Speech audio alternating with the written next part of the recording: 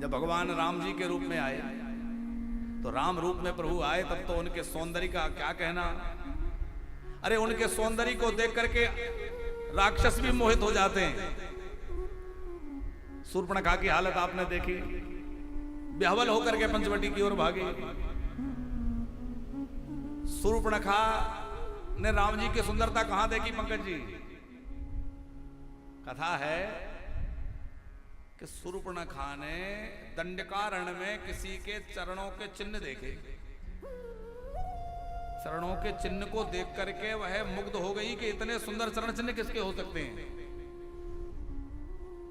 उन चरण चिन्हों में, चरण नहीं, चरणों के चिन्ह, उन चिन्हों को देख करके वह व्याकुल हो गई कि जिसके चरणों के चिन्ह इतने सुंदर हैं उसके चरण कितने सुंदर होंगे, और जिसके चरण इतने सुंदर हैं उसके कर कमल कितने सुंदर होंगे, और जिनके चरण और हाथ इतने सुंदर हैं उनका मुख कमल कितना सुंदर होगा। तो वो कैसे अद्भुत अनुपम होंगे। क्या था उन चरण चिन्हों में? वज्र, अंकुश, ध्वजा, कलश, स्वस्तिक आदि आदि चिन्हों को देख करके अब उसने अपने राक्षस वीरों से पूछा कि वह किसके चरण चिन्ह हैं। बोले 2 तपस्वी हैं और पंचवटी पर रहते हैं। तो वहां पहुंच गए। तो भगवान के चरण चिन्हों में इतना सौंदर्य। अब आप कहेंगे कि वो तो स्त्री थी, भगवान के रूप को देखकर मोहित हो गई। लेकिन जिस समय श्री लखनलाल जी ने शूर्पणखा के नाक कान काट दिए तो व्याकुल होकर के भागती हुई गई अपने भाई खरदूषण के पास, और खरदूषण के पास जाकर शिकायत लगाई, देखो मेरी क्या हालत की है, तुम बल के अभिमान में बैठे हो, कुछ नहीं कर सकते।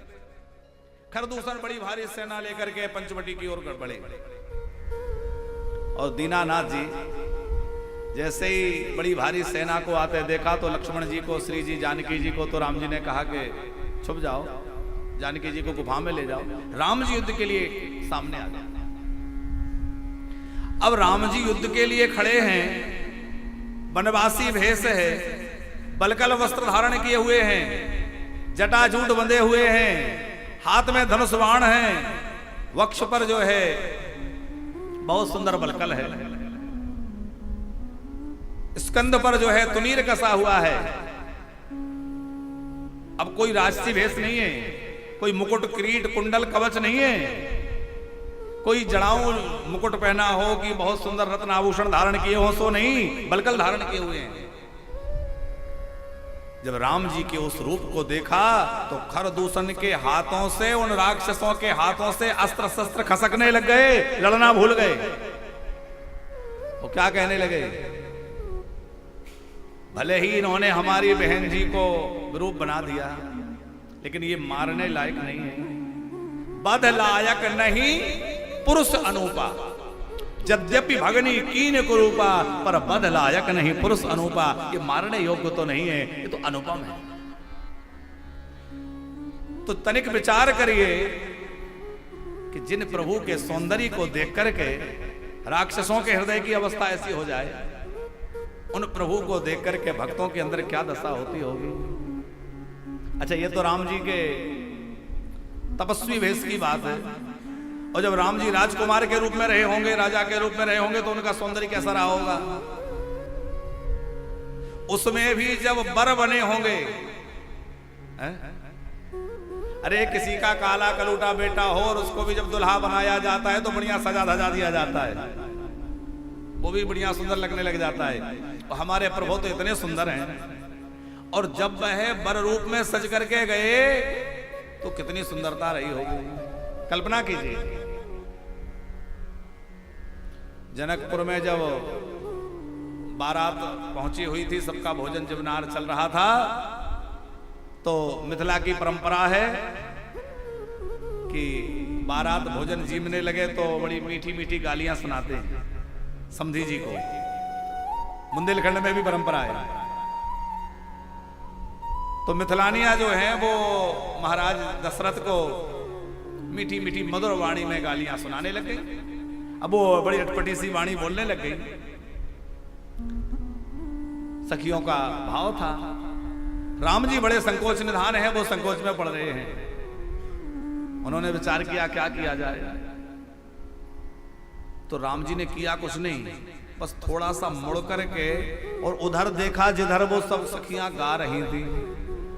तो क्या हुआ कि आज की बात सुनो सजनी, मंडप में भयो एक काओ को भारी, और जेवन बैठ जावे सब ही, और नारी चढ़ी मिथिलेश अटारी। सब अट्टालिकाओं पर चढ़ गई और मधुर कंठ में गालियां देने लगी।